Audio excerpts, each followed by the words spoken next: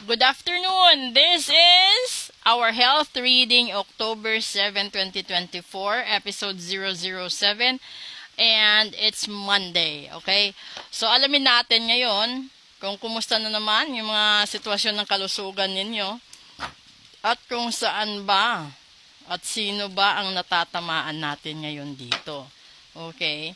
So, again, sa gustong magpa-reading, magpa-ritual at magpa-cleansing, sabihin nyo lang po, message na po kayo.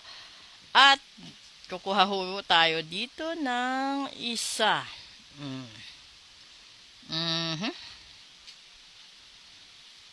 Eps. Ay, water sign na naman. This is the Knight of Cups. Kasi, kapag Knight of Cups, kasi sinasabi, follow your heart and treat others with love. So, ibig sabihin nito, kalimitan yung iba sa inyo nasasaktan sa puso, pero literally, yung water sign is Cancer, Scorpio, and Pisces. So, kasi kapag Cancer, Scorpio, at Pisces, yung Pisces kasi malaging sakit sa paa, yung Scorpio nasa reproductive organ, yung Cancer naman nasa dibdib, no? This is the breast and the stomach natin.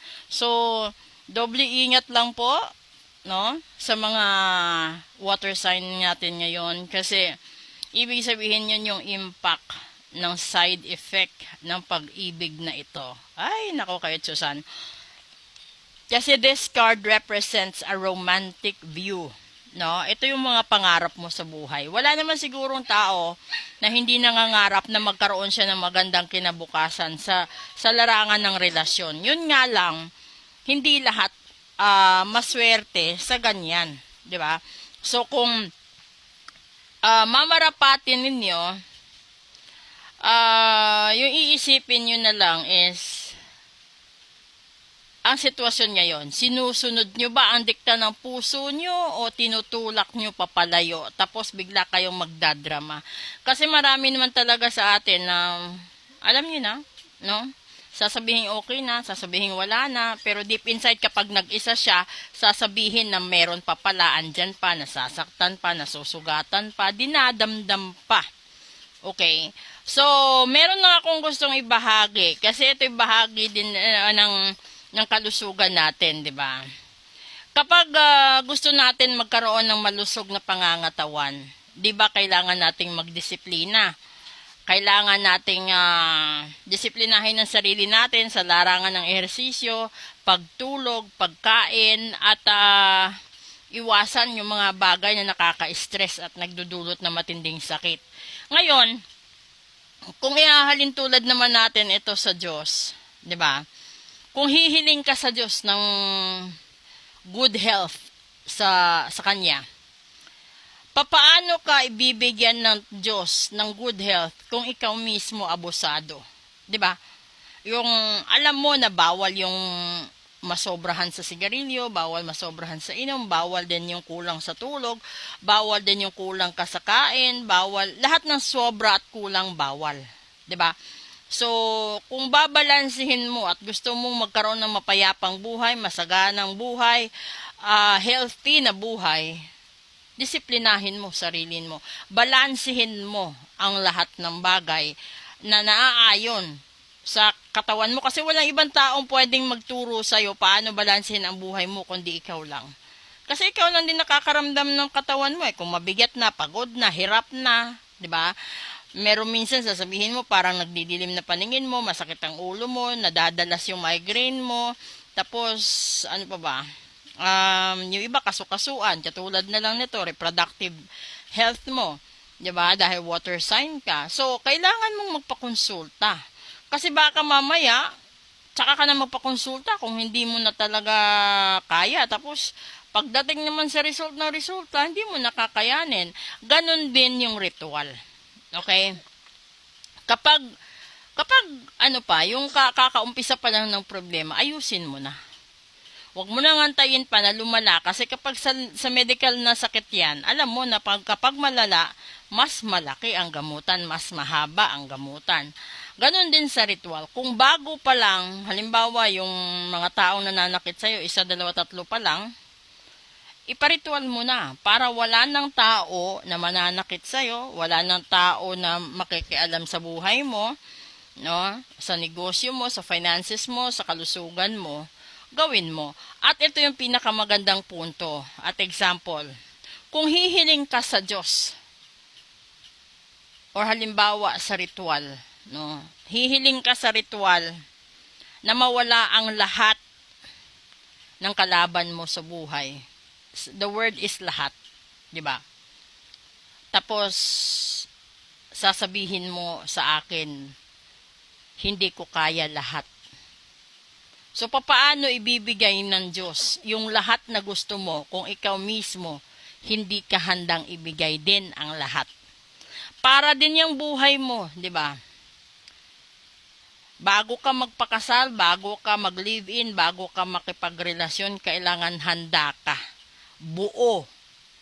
Kasi mag-iiba yung chapter ng buhay mo, mag-iiba yung takbo ng kalusugan mo. Yung iba, hindi nila alam na pumasok sila sa isang relasyon, yun pala ang magbibigay sa kanila ng matinding sakit at paggupo sa kalusugan. Dahil yan sa puso, dinaramdam ng puso, at mandato ng utak. Ngayon kung yung utak pagod na, magmamalfunction yung ibang internal organs nyo. And that will strike your health right then and there. So, kapag nag-aberya ba ang isang tubo ng puso mo, ano gagawin mo, di ba? Kapag may tagas, kailangan ayusin. Di ba? So, wag mong antayin na tumagas lahat ng tubo sa puso mo bago mo ito ayusin. Kung ihahalin tulad din natin ito sa damit, kung naaalala ninyo, yung butones. Lahat ng mananahi, di ba, kung gaano kalaki yung butones, ganun din yung uhalis niya. Kasi hindi naman po pwede na hihingi ka ng malaking bagay, hihingi ka ng malaking pabor sa isang katulad ko, or katulad ng ritual at may panata, na hindi mo rin tatapatan ng uhalis na dapat doon. So, kaya wag kang magtaka kung sasabihin mo na gusto kong gumanda ang buhay ko, gusto kong yumaman, gusto kong gumaling sa sakit ko. Pero ano bang dapat mong gawin para gumaling ka sa sakit mo? Di ba tapatan ito ng tamang medikasyon, tapatan ito ng tamang pahinga, tapatan ito ng tamang pananampalataya. Ngayon, kung ikaw naman yung nabarang nakulam na sumpa at nagayuma, tapos nagupo yung kalusugan mo, tapatan mo rin ito ng tamang ritual. Dahil hindi po pwede na yung hihiling ka ng 10,000, tapos handa ka lang magbigay ng 1,000. So kapag yun yung butones at uhalis, sa tingin mo kakasya ang butones na 10,000 sa butones na 1,000 lang? Di ba hindi? Kasi wag kang tumawad sa taga-ritual. Kasi yung taga-ritual, medium lang. Kung meron man siguro siyang maitutulong sa'yo sa bahagi ng reading, pero sa bahagi ng ritual, huwag kang maniwala na merong libre kasi lahat ng buhay may kapalit. So kapag ginawan ka ng masama, yung tapat doon itanggal mo. Kapag gumawa ka ng kabutihan, may blessing ka. Kapag gumawa ka ng masama, may karma ka.